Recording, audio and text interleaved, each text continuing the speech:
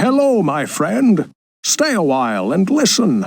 What's going on YouTube? It's Filthy and we're back with another video. It's been a long time since we've uploaded anything to the mobile channel, but I'm going to start uploading some Raid Shadow Legends video again. This series is going to be $1 a day raid, so the idea is that we're going to spend $30 a month on a raid account. We're going to see how far we can get. We'll probably give the account away, certainly within a year, if not before. So I'm kind of curious to see how far we can get with a year. Now, don't get me wrong, guys. You can totally play this game free to play. My son plays it free to play. I've got another account that I'm like rank 90 or 95. Basically, since Raid first sponsored me on my Diablo channel, I've been playing this game for about 2 years now. I really enjoy it. It's got a lot of depth to it. There's a lot of mechanics to learn, tons of champions to collect, and it's a good game. So the theory is that I'm going to show you around the game. I'm going to show you what the kind of mechanics are. I'm going to offer some tips and tricks. I'm going to try and build this account out as best as I can whilst having fun. I mean, first and foremost, I am on my PC. This is not how I normally play Raid. I much prefer playing it on my phone or on my tablet, because for me, whilst there is a PC client and the PC engine, and it does, you know, it looks fairly nice for a mobile game, ultimately that's what it is for me. It is a collector game. It's a game where we summon champions and we go through and we, you know, try and collect them all. They look kind of cool. We try and fill out the index as best we can. We work out how the champions go together in teams, and we do lots of the different content that is available. Now, I did start this off from level 1. I did record it, but a couple of bad things happened. The microphone fell on me, which was not good, and then I got a leg cramp, and also the Streamlabs did not like Raid Shadow Legends, which is a bit of a bummer. Now, I don't want to go back and re-record it from the start, because first off, the tutorials and stuff are a little bit boring, and secondly, I've already made a purchase for $15 US, which is all this good stuff here from the shard. So I guess we'll just talk a little bit overview, and then we'll do a bit of summoning. Now, this is the main screen. Obviously, because we're only level 10, we haven't quite unlocked everything as of yet. As we progress through the game, we do get to unlock all this stuff. What I like about this game is that there is always something to do. There are fights that you can have in the campaign. I probably don't play this very much on my main account anymore, because I just pretty much play dungeons. But there's a whole different bunch of dungeons here. These all require different teams, different synergies. All of these bosses have got different mechanics to learn. That is kind of like the next stage. You've got faction wars, where you're shut up, Arbiter, where you're only allowed to take a specific faction in to try and as you progress through, you get all these rewards and goodies. You have got Arena, where you can go and fight other players. It's not live, it's a preset thing. You can change the moves that your teams do. But again, this is a lot of fun. I love Arena so much. It is just really good to be able to pit your wits, IQ, champion knowledge against others and win prizes. Tag Team Arena is the same as this, but you have to have 3 teams of 4, so 12 units minimum to fight in there. So that's good fun. I really actually like that mode. Not terribly popular with the raid community, but certainly one of my favourite areas. We have also got clan bosses. They have recently just put the Hydra in. This is like uber endgame content, but the Demon Lord, which is the normal clan boss, is something that you can go through and fight. Again, it's got its whole set of mechanics, so you generally speaking will need a different team for that than for doing the dungeons. Campaign's pretty much just for leveling units up.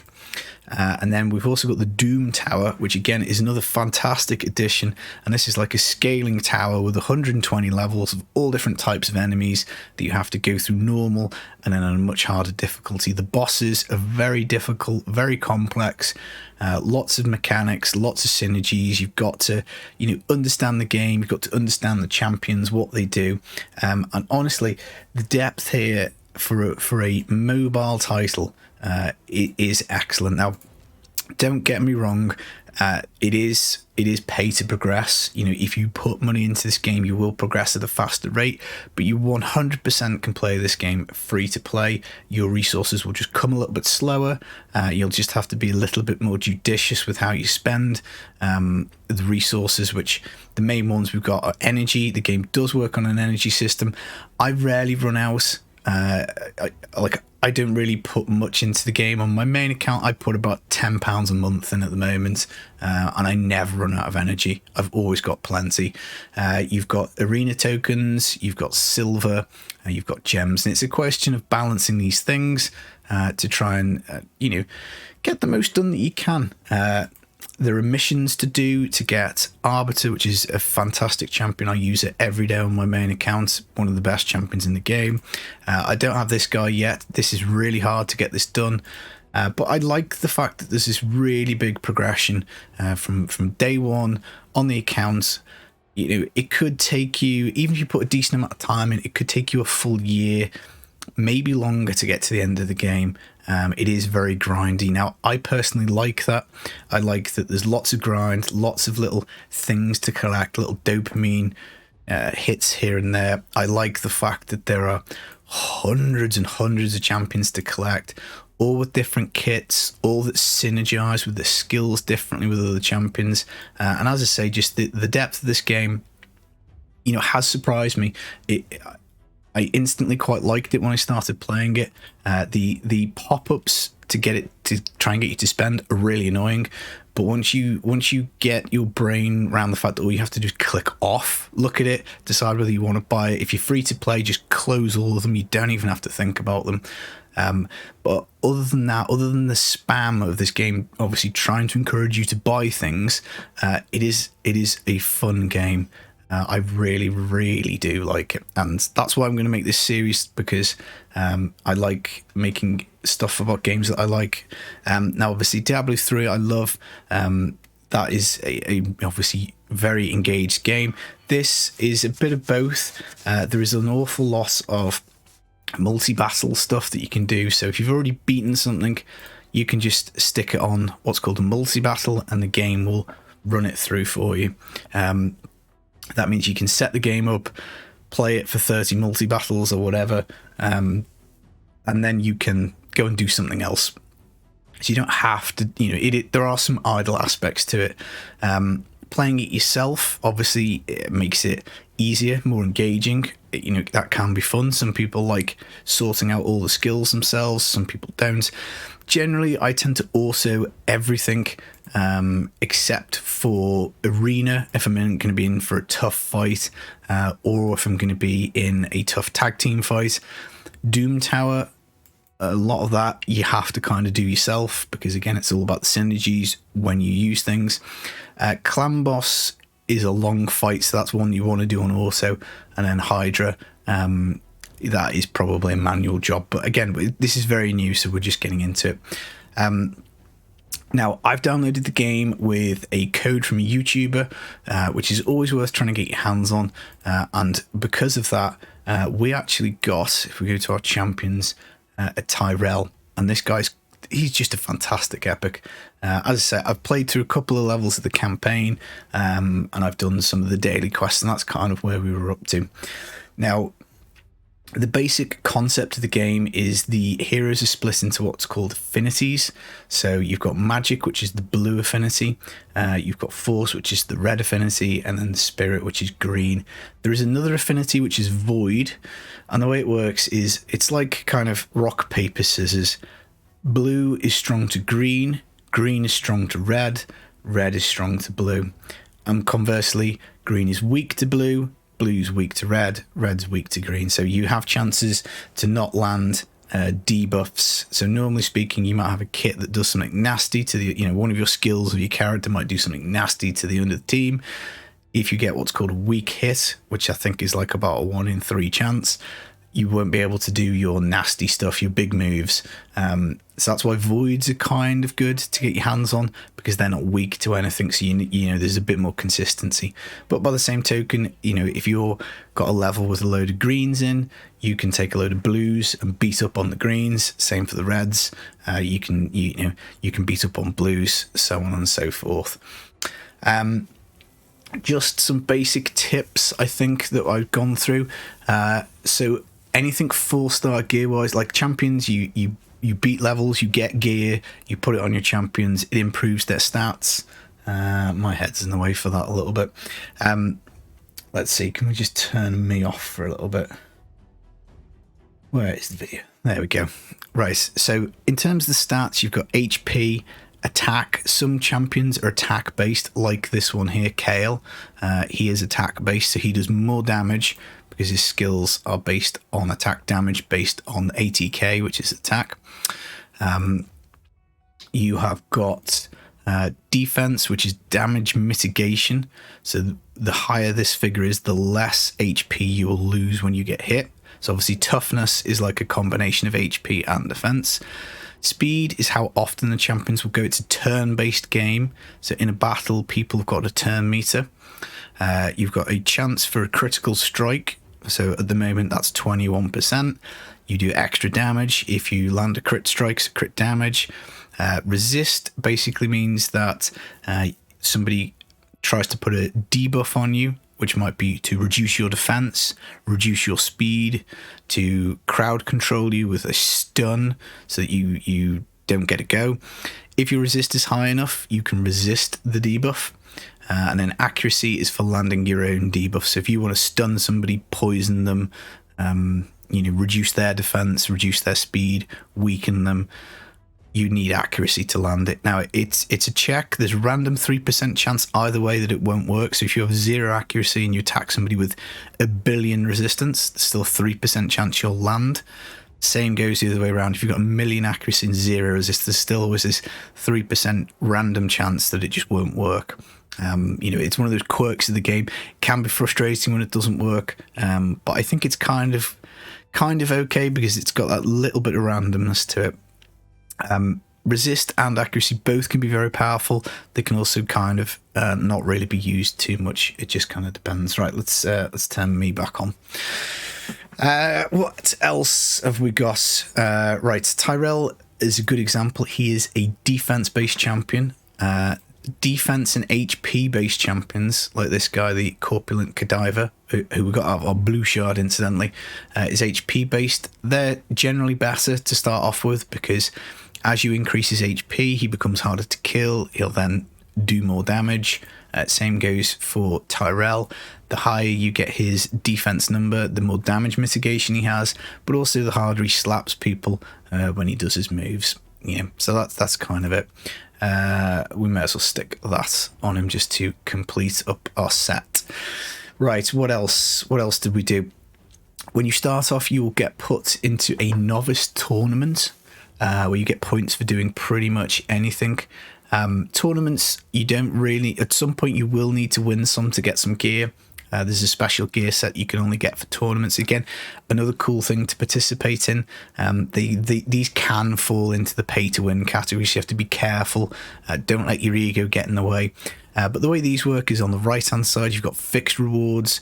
If you do these points, you get these guaranteed things. And on the left-hand side, you've got the leaderboard, whereby the better you perform against the other people in the group, the more chance you have of winning, like an ancient shard, some gems, books, that type of thing. There's always tournaments going on. Again, I love that. There's always rewards to get every day. There is something to do. There is always a tournament. There's always a fight to be had. There's always a tag team arena match, an arena match to do. And it's very much as much or as little as you want. If you just want to take this very casually and just play it for, like my son plays, he plays for about 10 to 20 minutes a day and he loves it. He basically comes on, does his daily quests, completes them, collects up enough of them to get his shard every week, and then tries to get like his yellow shard and purple shard. So I guess let's talk about summoning. This is how you get champions mostly. You can farm some in the campaign, but in general you'll summon them. The green shards have got common mostly in them, seeing 3 out of 4. Commons are all garbage. They all go in the bin. They're not good. Uncommons, there's a few that we will look for and try and build out that are good. They've got very good kits, but mostly they're not very good.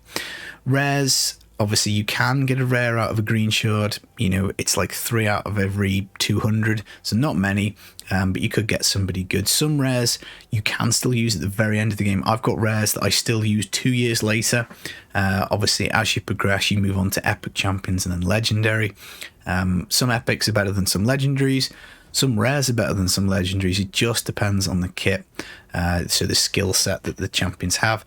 And honestly, this game is much more about synergies and about gear than it is about what champions. Now, the game will always try and sell you shards. It'll always try and get you to do buy more champions. If you listen to some people, they'll say there are OP champions and you need these OP champions.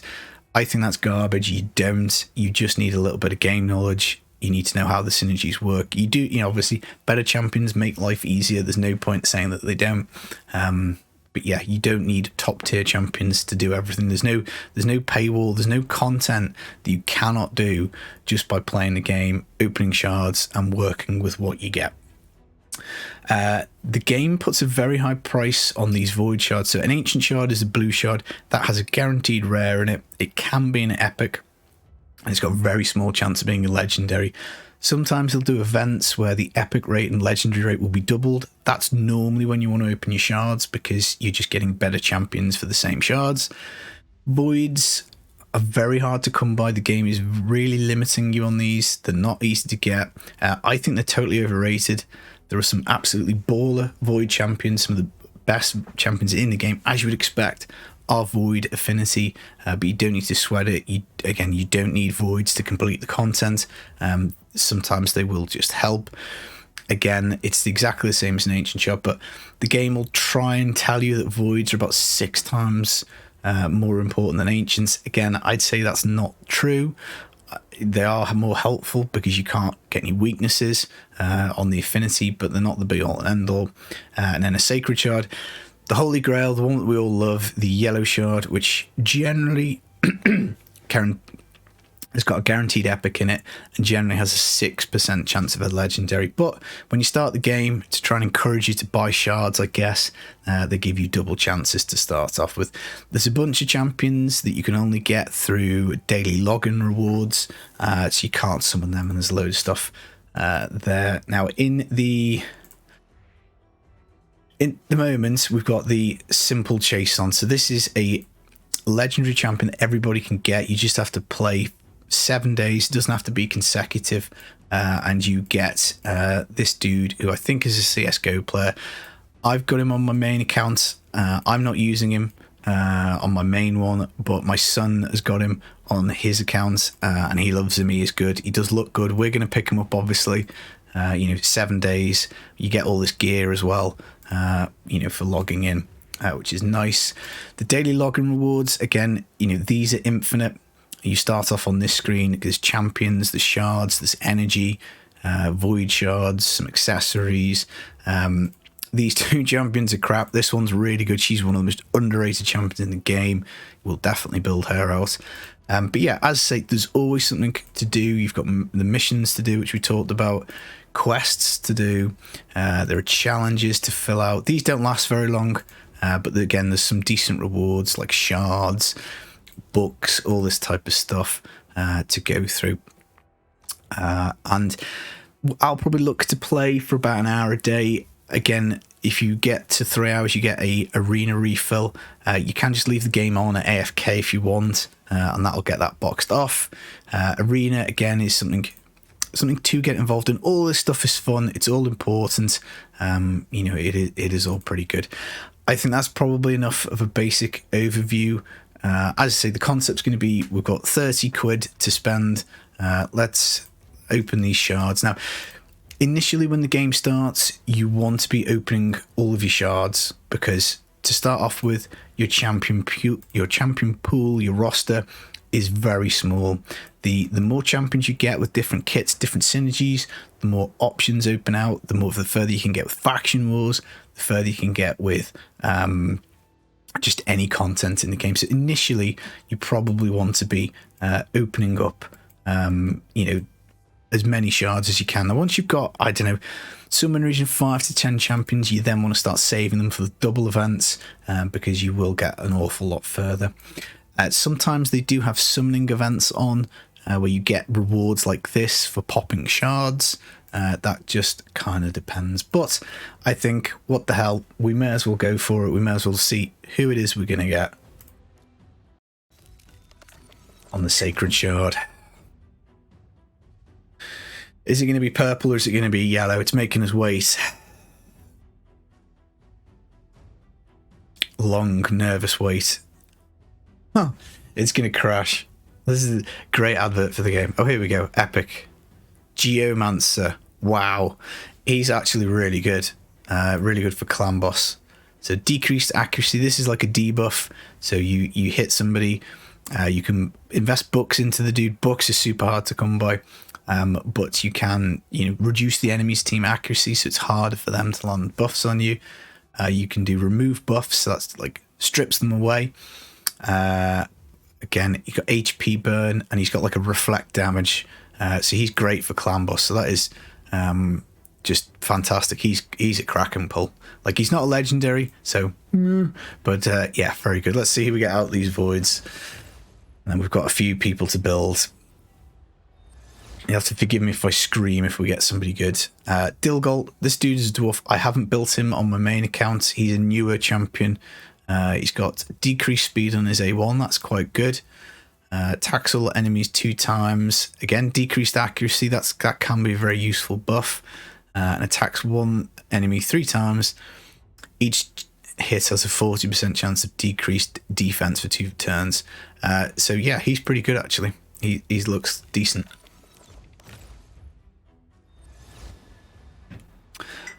Ooh, my son got this guy, Ifrit. I think he's crap. He's got a weaken on his A1, so I guess that's okay. Decreased attack for 2 turns. I guess that could be okay if you had no other decreased attack for clan boss. And then if he gets absolutely slapped, he will do a damage reduction on himself and place increased defense. And he's got an HP aura. I don't think we'd bother building him out. But maybe, you never know. And there we go. The 3 voids are done. Rock Beast. This guy's a bit pants. He has got a Provoke. Provoke's an interesting debuff. It will basically make somebody attack you with their A1. So obviously you're locking out their other abilities, which is nice. And you know who they're going to target. And he's HP based. He is used in a fusion, which is kind of handy. Fills turn meter by 50% of him. I'll show you how turn meter works in a sec, and he gives himself an increased defense for 3 turns. Attacks all enemies, decreased speed, does when you ascend him, so you give him potions, he goes up to 30% decreased speed, so that's good. AoE decreased speed, you can buck it down to 4 turn cooldown. 6 turns is a long time in this game, and he's got crit rate in arena, so he's okay, I guess. We would have hoped for somebody better, but let's see who we get out of these blues. And then I think we will probably be done. Crimson Slayer, I think she's kind of underrated actually. She's got a potential to do sleep, which is an okay buff, debuff. It'll basically cause people to miss their turns, but if you do hit them whilst they're asleep, you wake them up, so it's not great. Attacks 1 enemy, has a 70% chance of decreasing the turn meter by 50%, so that's good. You can take someone's turn meter away. That's very powerful, and you can basically steal it. Turn meter steal, a powerful ability. Attacks all enemies, 80% chance of placing a 50% heal reduction buff. Now this is useful. We do need heal reduction for one of the dungeon bosses, so at the moment it does look like we'll build her out. Not every champion has got an aura, but an aura is pretty useful, even though it is only for the faction crypts. Right, who is this? Misery Cord. She's brand new. She's for the fusion, which we're not going to get done. I'll show you the fusion tab in a sec as well, because that's quite important. attacks one enemies 2 times, has a 15% chance of decreased speed. We've got a lot of decreased speeds. Attacks all enemies, fills the turn meter by 5% for each living enemy, so she can cycle her turns faster. And then she will put a counterattack buff and increase attack on herself for 2 turns. I'm not massively enamored with her, but maybe we'll build her out. Depends how the rest of the champions go. And then we've got Spikehead. This guy's not very good. Attacks one enemy 2 times. Nothing on his A1, so nothing of any interest. 15% crit rate, 50% attack on himself. Anybody who buffs your whole team is generally good. Somebody buffs themselves is not very good. Attacks one enemy 3 times and has a 20% extra crit. He's not very good, but this will bring us nicely on to the fusion tab, because every so often, about once every couple of months, they'll do either a fragment summon event. So all these champions down here are previous champions we could have got. Some of them you get from the Doom Tower, but there is a fusion on at the moment. So it's either a fragment summon or a fusion once a month roughly, where you can get a guaranteed legendary champion. You have to put the work in and grind out all the characters. Fusions like this are hard to do. Fragment summons are much easier. This guy is only fusible for for the period of time. Same for the fragment summons. You'll only be able to collect the fragments at a set time. But these 3 here, Relic Keeper, Razin, Scarhide and Broadmoor, are always here. Razin you can only fuse once. He is really good. He's a top tier legendary, really good. Relic Keeper's Pants, we don't want to be wasting our time doing this guy. I think you have to do him for the missions, but other than that you wouldn't bother. And then Broadmoor, you can fuse this guy as many times as you want. He's good. He's got a revive on him, which is pretty nice. But the reason that champion we just pulled was good is because you see this little red dot here. That means we've got him. So this guy we get from the campaign. Those other 2 I think we have to find in shards. But some of these characters we can get from the campaign, some of them you have to pull.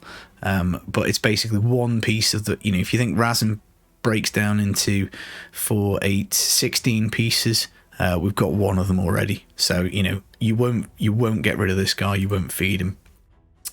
We'll have a quick look in the tavern. This is a way of leveling up your champions. I just think it's quite funny the way the game does this. So your choice for champions is that they can either drink a beer, so they can drink a brew, and that will give them XP. It costs silver as well, but it basically will do the XP. The other thing you can do is if you can feed them champions. So you can just do that, and any crap champion you don't want, you can feed them. Generally speaking, feeding anything other than 1 stars or brews is not a good idea. I wouldn't even probably feed 2 stars until you get to the very end of the game. And then once Kale gets to his max rank, so max rank works on the number of stars that you have. So a 3-star champion has a max rank of 30. You then will be able to upgrade them to a 4-star. And then level them to 40, which is the max of 4 stars. You then upgrade them to 5-star, rank them to 50, upgrade them to 6-star, rank them to 60, and you can't go past 60. But if you want to upgrade the rank, you can feed them chickens. So it has to be 30 for us to do this. We could feed chickens, or we could feed 3-star heroes. If he was a 2-star, like this guy, you would be able to feed him 2-star chickens or 2-star heroes. So these heroes, they love getting pissed and they love eating chickens. And if you get one of these, you get a massive instant rank 6. I haven't got any of them ever. But yeah, so this is the start. This is who we've got. We've got some decent champions, I think, to start us off with, which is good. I think what we'll do is I'll show you an arena battle, and that will allow me to explain a few of the mechanics. And then I will probably call that episode 1, just like a little bit of a brief overview of some of the stuff. I'll tell you what, let's do a little bit of gear, because if we're going into battle, we need to make sure we've got some champions with some gear on. Should we Should we put some stuff on this guy? The gear, I can't remember if I mentioned this or not. For gear, anything 3-star you don't want. It's not very good. You don't want to be investing in it at all, but we may as well put something on him. All of this stuff, you only want to rank it up to rank 4. Anything you get that is 4-star, I would rank that up to 8, unless it's speed boots. I would maybe take speed boots a little further. And then 5 and 6-star gear, that's what you want to be investing in. The top row, generally take those to 12. 16's the max. The silver cost gets insane the further on you go. So, you just click and upgrades. Now, to start off with, almost like any gear, just to give your character a few stats is fine. But longer term, there's definitely a gearing process. Again, there's probably not much point getting into that terribly much at the moment. That's for future videos. But let's jump in. We might well lose because obviously our guys have got nothing on. But this team looks a little rubbish. So let's try and beat these guys up. Let's stick in that guy.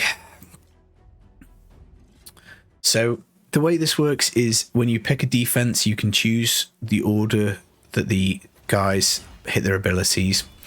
Now, the green bar is obviously the health. The yellow bar is what's called the turn meter bar. So when it's full, it's that character's turn. So this is Tyrell. He's got the little circle around him. He's going to go next. Next it then looks like it's going to be Kale or their Skullsworn character. And then maybe it'll be Geomancer or that guy. So what I'm going to do is I'm going to play this ability, which is attacks all enemies, has a 75% chance of decreasing the defense. So that means they'll take more damage when Kale hits them with this, which is attacks all enemies, fills the turn meter of this champion by 25% for every enemy killed. So if he kills one of them, he gets a big chunk of turn meter, and that means he's nearer to having his go. His other abilities are poison. Poison is kind of strong, but not so much in arena. Right, now this guy's put increased speed on himself and counterattack. So we have got this ability here, removes all buffs, then attacks them. So let's try and remove those. Brilliant. So he's dead. That guy does ally attack, so he'll bring extra people in with him. And War Priest, who you get guaranteed in the campaign. I don't really know why I've healed myself. That was probably pretty stupid. Let's do attacks one enemy, decrease turn meter by 50%. We can stun. So let's try and do that on. No, we knocked him out. Never mind. Fully depletes target's turn meter, 75% chance of an HP burn. Resisted. But yeah, this is how the game goes. You can do auto battles if you want. I do find it fun in arenas to do the buttons myself, and it does look like we're just going to get home and win. So there you go, filthy for the win. Not bad. We get materials for the forge, medals. Again, there's a whole area of the game to be unlocked, explored, expanded in what's called the Great Hall, which is where you win medals and you build up the powers of your character. When we get to level 15, we get the Guardian Ring, which is again somewhere we can level characters and improve them. The marketplace, we can buy stuff. Very powerful early on in the game, not so much later. The forge again is somewhere we can craft gear, really useful, really good area. Little red dots mean something needs to be done. Right, in terms of going through this campaign is where you level people. Again, initially you go through it, you get stars, you get rewards and goodies, dungeons, all of these things. They've all got different gear sets. These are the gear sets you win. This is how you gear up champions. Later on, end game, you do level them this way. Some of these bosses are really hard. They do take a lot of, a bit of knowledge again, which I kind of like. I like the fact that some of this game's dead easy, some of it's really hard. I do like that kind of balance. And then, yeah, we've got all this stuff to explore. So I think that probably is everything kind of roughly I wanted to cover now. Most important thing to unlock is this gem mine, because this will produce gems for us. So I guess if we go to the shop, and where are we? Shop. One of the best things that you can buy early on is this daily gem pack. This refreshes, it never used to, you know, which was annoying. So I guess we'll start that. I think there is, I wanted to say there's just a bunch of gems you could buy, but maybe not. Is it in here? Limited time? No. Ignore any of this like 300% extra rubbish. There's no, the game will tell you, like, if you start playing this game, you might come across a guy who used to play Diablo 3. He does a calculator which gives you the kind of value of stuff. It's all predicated on the value that Raid sets, so I wouldn't really get into that. Just basically work out for yourself, would you be happy handing over $10 for this stuff? Probably no. So, you know, I just wouldn't. Even though it looks like it's cheap, that is one of the ways the game will try and get you. Right, so what were we going to do? We were going to, like, this for $30, you know, you're getting quite a few shards, but again, it's a big amount to stick in. I think the much more sensible thing to do is to get this gem pack. This, like, you have to open them every day, which is fine. Again, it spreads out the little dopamine hit. Yeah, so this is, I'll buy this for $10, and that's $25. We've got $5 left until the end of January. It doesn't seem to be wanting to do that anyway, which is annoying. Well, how about that for the end of episode 1? So yeah, the game's crashed. I'll buy that gem pack. I'm going to work on the account a little bit tonight, and I'll be back for another episode in the future. I hope you liked it. If you've got any questions about Raid, stick them in the comments, stick them in the Discord. You know, well, I'll maybe make a separate channel for that. I hope you enjoyed it. Take it easy, guys. Peace.